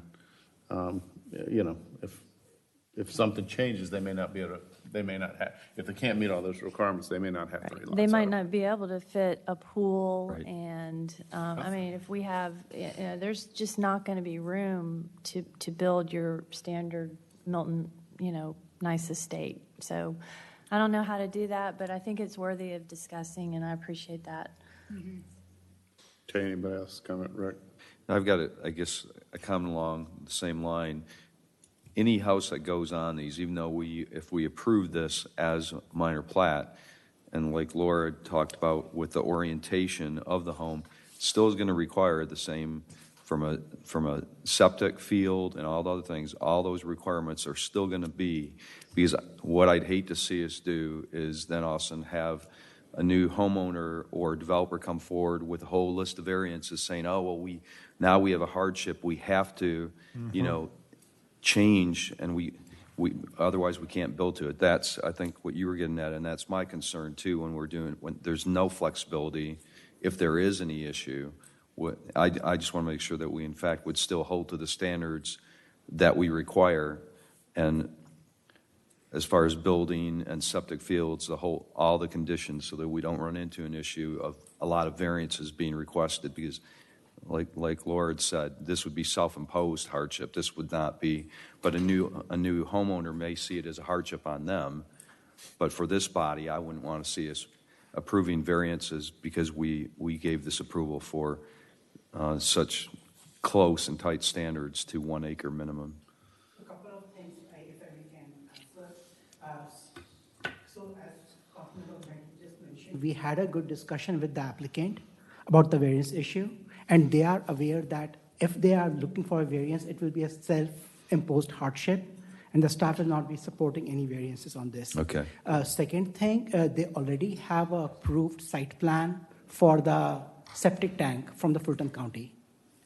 So that septic issue which you were mentioning, Councilmember Mohrik, they already have approval from the Fulton County based on the site plan which they have given it to us. May I ask a question? So is your conversation about not asking for variances, is that in writing?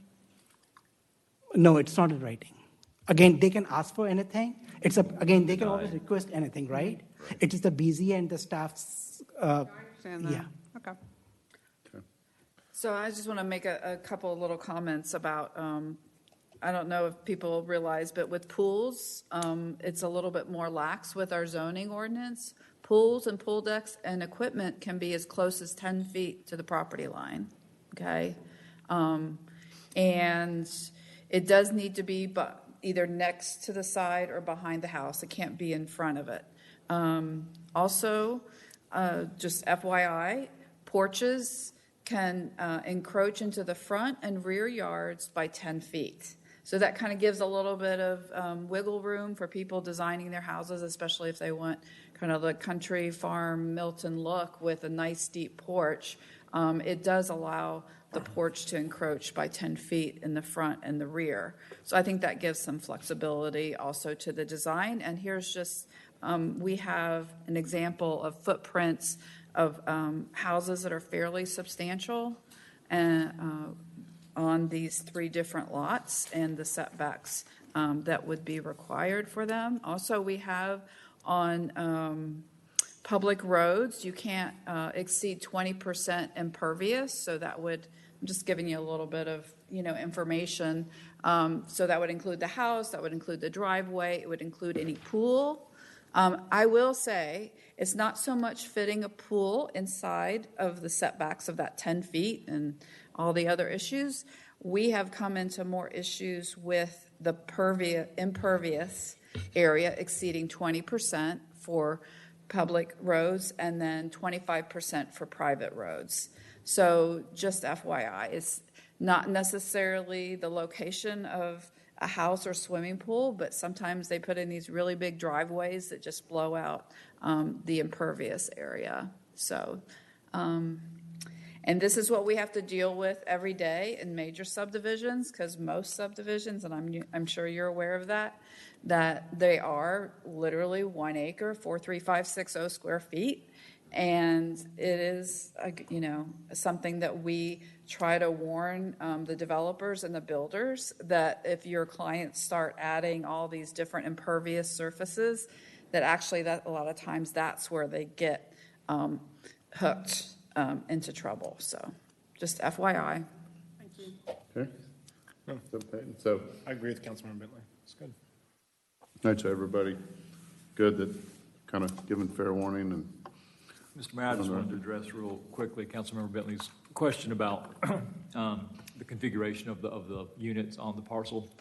But most of what I was going to offer has been subsumed within Robbins and Parag's comments. I appreciate the sophistication, candidly, of the way you all are approaching this. The reason I was going to say no, or I recommend no, was because I want to keep our corridors clean. We're in a subdivision process right now, and I don't want us to blanch over into the building or the zoning issue. So conditions associated with subdivisions, right. That's not really where we need to camp out. As Parag correctly said, anybody can come ask for a variance for anything. And that's where the city of Milton just needs to exercise sort of the discipline within its codes to say, not going to work here because this was something that you chose to do as opposed to, had foisted upon you. So y'all have hit all these points. Yeah, thank you so much for the conversation. I know the BZA appreciates it too, so. Okay, so procedurally now this item's up for us under new business, so we just take a motion. That is correct, Mr. Mayor. So I'll open up for a motion. Mr. Mayor, I make a motion that we approve agenda item number 20-065. Okay. Second. I have a motion for approval from Councilmember Morrig with a second from Councilmember Bentley. All in favor, please say aye. Aye. That's unanimous, Sudi. Okay, Sudi, if you'd please call the next new business item. Next item is consideration of a resolution approving the 2020 update for the Milton Local Emergency Operations Plan. Agenda item number 20066. Mr. Matt Marietta.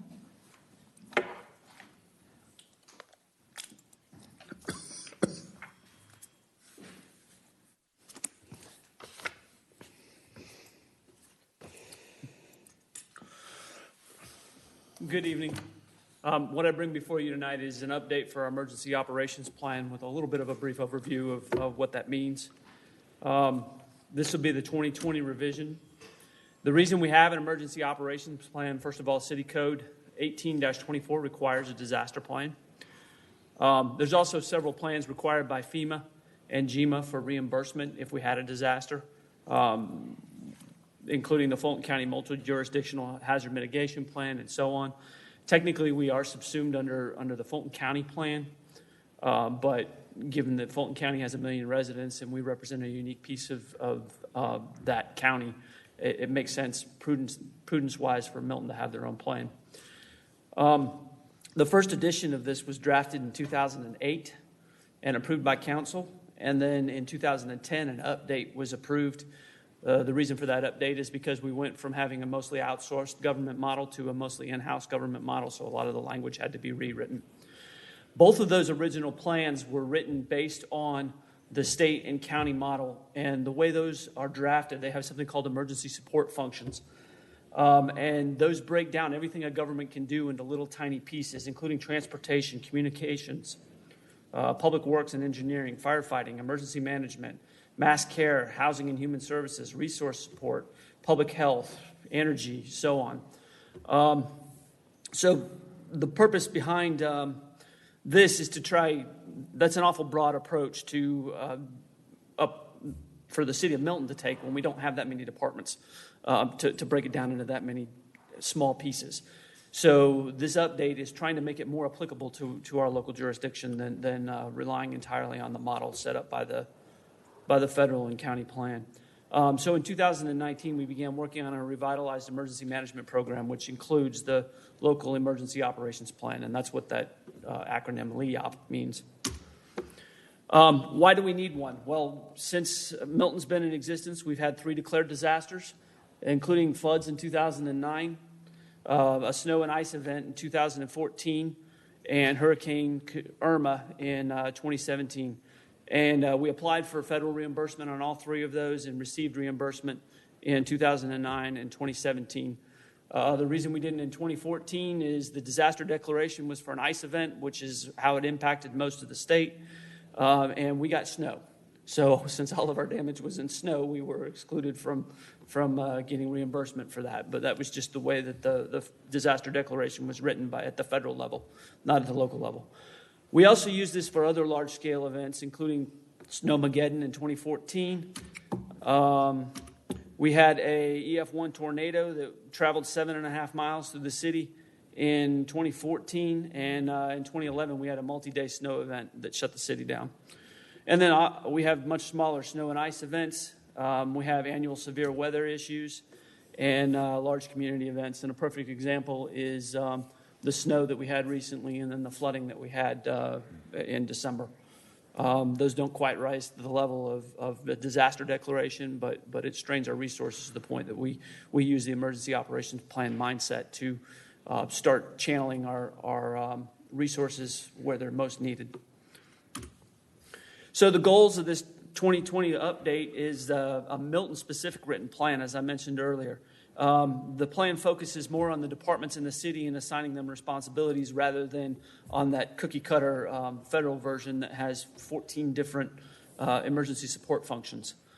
So the goal was to create a concise and usable document for police and fire, but also for non-emergency personnel. So when public works and community development and economic development, these other city departments get involved, it's something that is not put in public safety speak. You don't have to be used to dealing with police and fire terminology all the time to be able to understand it.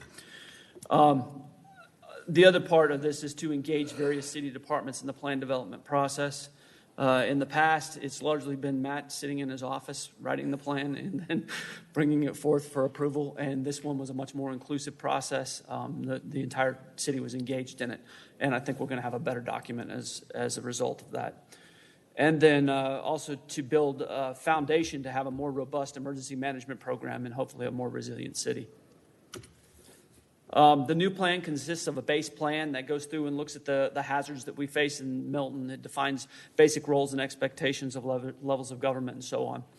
Annex A provides emergency operations center guidelines, so it tells how we set up an EOC and what the different roles are in it. Annex B talks about public warning systems, including Code Red and the tornado sirens. Annex C looks at crisis communications.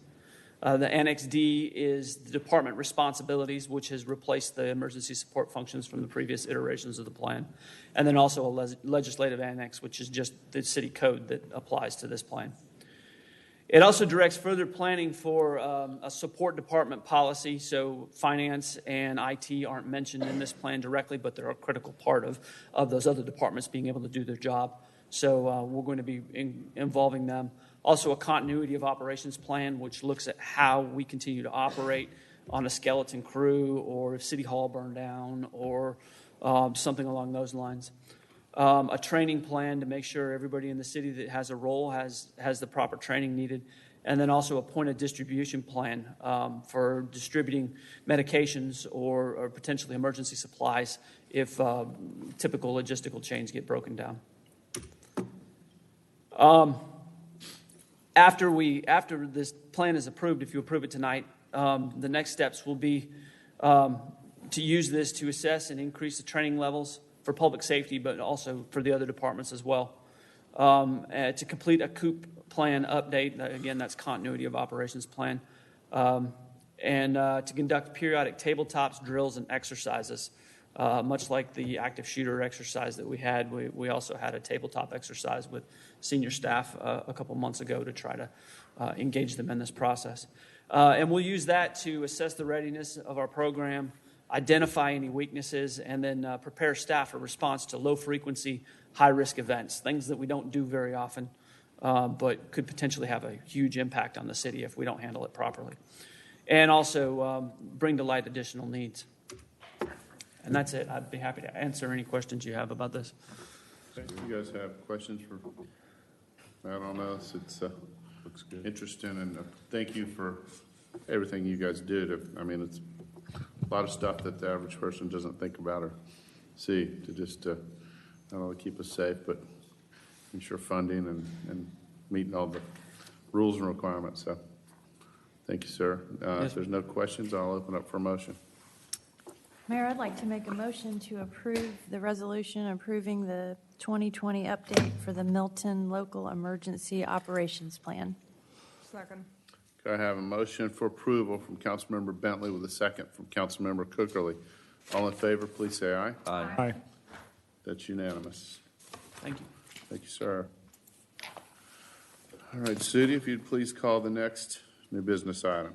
Next item is consideration of a professional services agreement between the City of Milton and CPL Architects, Engineers, Landscape Architect and Surveyor, DPC, PC, for Crabapple Streetscape Planning and Design.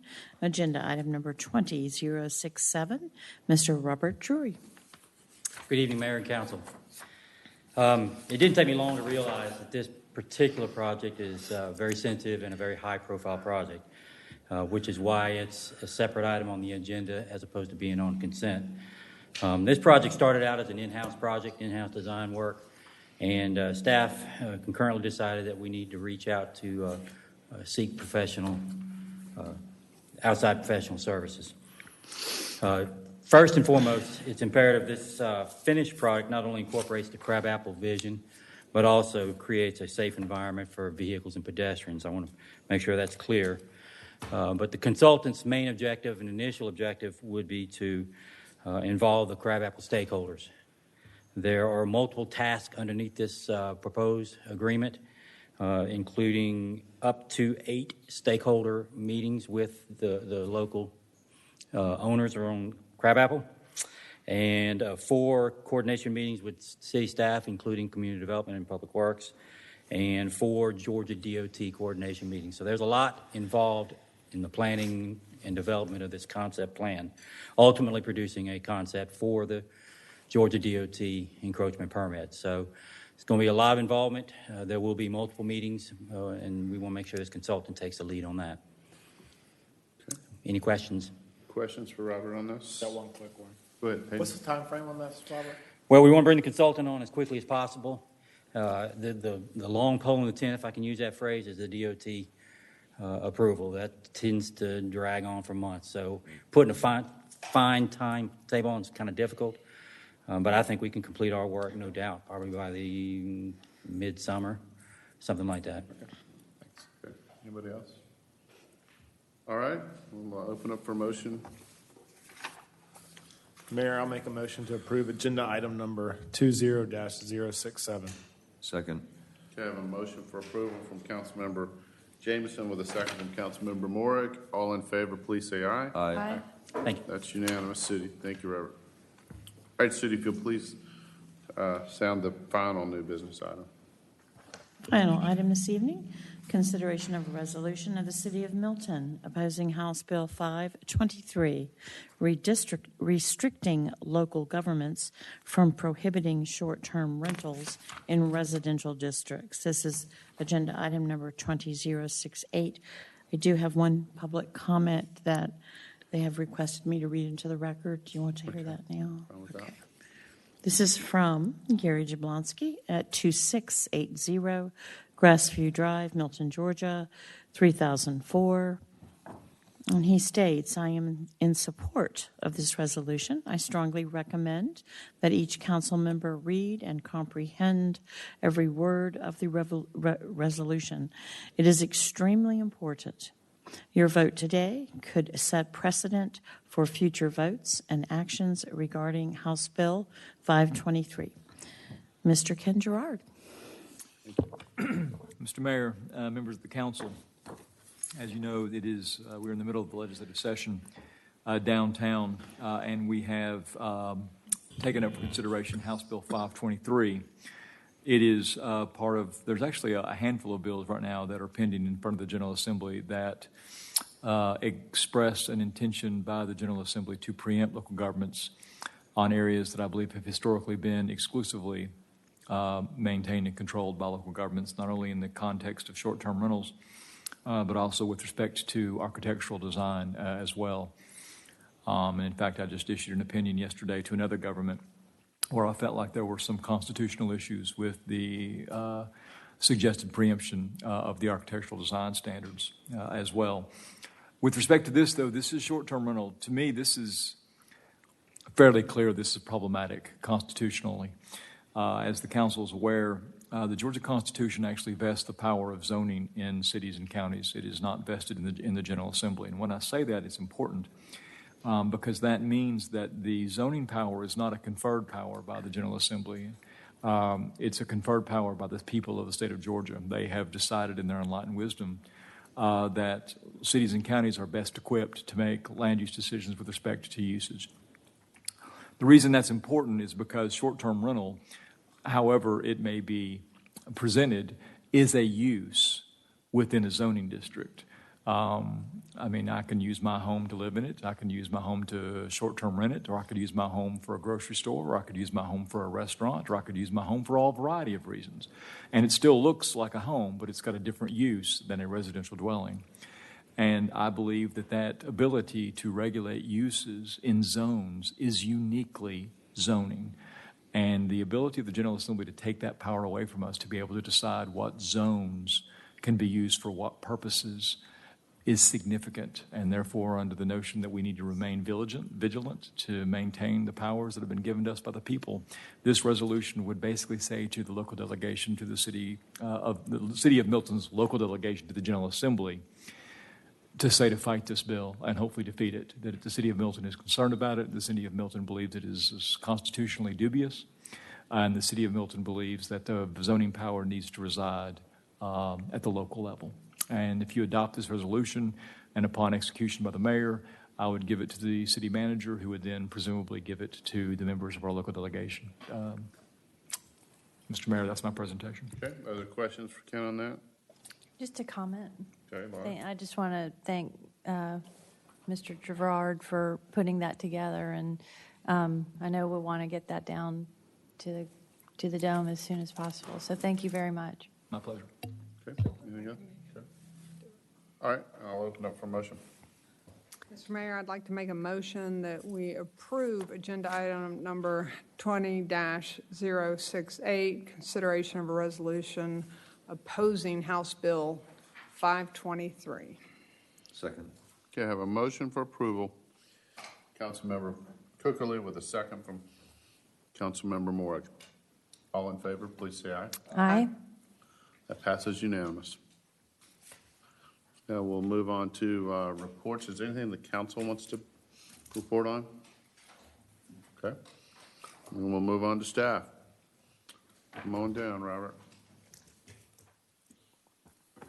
Hello again. Public Works. A couple things I want to bring to your attention. And first and foremost is we've been managing a lot of rain, and I don't need to tell you that. I know you know it. It has definitely impacted our operations. We've had rain gauge out front of City Hall a little over 22 inches since January 1st. Compared to last year, it was 9.3 inches. So we've obviously seen quite a bit here in the city of Milton, and it's obviously impacted our roads and it's tested our stormwater system. The intersection of Batesville and Taylor Roads is substantially complete. That was the drainage project we put in. We have presented our annual stormwater permit report to EPD. That had to be turned in February. We should see some activity very soon for the demolition of the home at Thompson and Hopewell. You saw that on the agenda today, so we should see some action out there fairly quickly. I know that's an eyesore that wants to be removed quickly.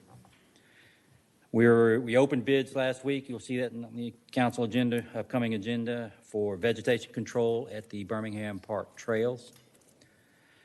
We are currently out to bid for some redoing our new janitorial contract, new janitorial services. That's out to bid now. And we are working on a road striping bid as well. Right-of-way permits, we issued 21 right-of-way permits for the month of February. And maintenance, we had a total of 122 work orders. And quite obviously, a lot of those were impacted by the rains. We had 51 potholes just in the month of February, which significantly more. Usually we get 15, 18 a month, so they're popping up, as you well know. And we do appreciate you bringing those to our attention because we can't see them all. We also had sign issues. We had 12 sign issues, 11 dead animals in February. Stormwater issues, again, as you would expect. Tree issues, 10 of those. Debris, trash, we had 10 work orders. And traffic signals and school flashers, 3 for the month of February. So that concludes my report. I'm open for questions. Any questions, Laura? So, on the gravel roads, where are we with the maintenance? Are we staying on the schedule, or because I know they're probably taking a beating? They did take a beating. We were able to get our first cycle in before a major part of the storm, the rains came through. They did take a beating. Structurally, they held out fairly well. Of course, they're gravel roads. They tend to move and wash out. We had some washouts, significant washouts on some of the gravel roads. But the problem is getting back onto them. As soon as we get back on, we get more rain. So we're trying to find ourselves a nice window so we can just attack nothing but gravel roads. We're aware of them, and we are doing some patching and kind of mitigating immediate needs, but we need to get back in and do a second cycle. Thank you. Anybody else? Rick? Are you finding I know we changed to a new mix when we're doing like the repairs. Are you finding that's holding up a little bit better as far as the way we're treating? Are you referring to the gravel roads? Right. I don't have a whole lot of history on your previous gravel roads, but I know we put a lot of effort into it. I believe we are seeing some. Unfortunately, Robert came after the new mix, right? So he has nothing to compare it to. I believe we're seeing a significant improvement with the new mix. Good. Thank you. Thanks. Thank you. All right, thank you, sir. Thank you very much. All right, Chief Edgar. And I think the police department would like you to hurry Speed that up? Okay. Speed I'll up. take care of that, Sergeant Mulvey. Good evening, Mayor Council. Just a couple quick updates. The department's wellness physicals begin this week, so each firefighter will receive a comprehensive medical physical. Our MDA boot drive begins on Friday, and we will be conducting that for the next every other week for 6 weeks. So you'll see our firefighters out there on the street corners. And hydrant maintenance begins this month as well. So we will be touching nearly 3,000 fire hydrants in the city, doing flow tests, painting, putting blue markers down, and all that stuff. And I was informed on Friday afternoon that ISO, the Insurance Services Office, will be out. They are going to review our fire department on July 16th. So we are in preparation of that. They will be looking at all our apparatus, our equipment, our station locations, staffing, training, fire dispatch, water hydrants, community risk reduction, and all our fire prevention activities. So we got a lot of work ahead of us just to make sure that we are prepared for them when they're reviewed, because that could have an impact on some of our homeowners policies as well as business insurance policies. And I'll be happy to answer any questions. On the ISO inspection or visit, currently, are we at a 1? We are a 2. A 2. A 2/2X. So the goal is possibly 1. could help, or could benefit, or the new station? Yeah, and the yes. inspection and all. I spoke to them about that. I asked them actually if they would delay our review, allowing us to get that station online, but they said no. But they would take that into consideration as they do our review. So we'll see, and hopefully that will be in place have enough of an impact that, but they did say we could ask them to come back. Once that station is up and running, they would come back and not wait another 3 to 4 years before they would do it. And they would come back and revisit that and give us a new evaluation. Okay. So, Great. Anybody else? anyone else? All right. Okay, thank you. Sarah. All right, Sarah, last but not least. Good evening, Mayor and Council. A few updates. First, I want to thank you for deferring the zoning modifications related to our alcohol ordinance, and I look forward to bringing those finalized documents to you, hopefully in April. We are also currently working with Save the Horses in Ken's office on an agreement to pasture horses on the land purchased with the green space bond monies at Freemanville and Birmingham. And the horse has been delivered for the Mayfield Charlotte Roundabout. She is resting at the Public Works Storage Facility until we're ready to install her. And then we're working with our area developers to kick off Milton's 2020 Meet Me on Milton events, with the first one being a cornhole tournament on the green from 4 to 8 on Saturday, April 18th. Answer any questions, sir? Any questions for Sarah? And she is bronze, right? Yes, she is. Right now. Shiny, very shiny. No, we'll get Millie. She's wrapped, so. Okay, she's I wrapped just up. want to Yeah. make sure she's not gold. Bright Okay. All right. Thank you. Right, thank you. Sarah.